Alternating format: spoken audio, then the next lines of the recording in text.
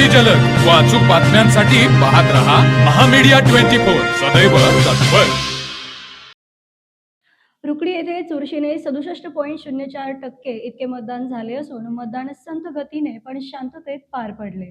रुकडी तालुका हातकणंगले येथे एकूण 14,417 पैकी 9,666 इतक्या मतदारांनी आपला मतदानाचा हक्क बजावला। गावात संत गतीने पण शांततेत मतदान पार पडले। दरम्यान येथील मतदान केंद्रांवरती जिल्हा पोलीस प्रमुख योगेश गुप्ता यांनी भेट देत आढावा घेतला। दरम्यान रुकडी जिल्हा परिषद मतदारसंघात जिल्हा परिषदेसाठी 4 उमेदवार, पंचायत समितीसाठी 6 उमेदवार तर हेरले पंचायत समितीच्या रिंगणात 3 उमेदवार आहेत।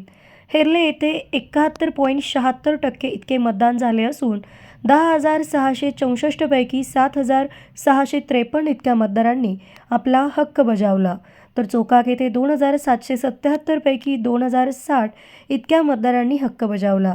दरम्यान रुकडी येथे खासदार धैर्यशील माने, माजी खासदार निवेदिता माने, वेदांतिका माने, सत्वशील माने यांनी मतदानाचा हक्क बजावला।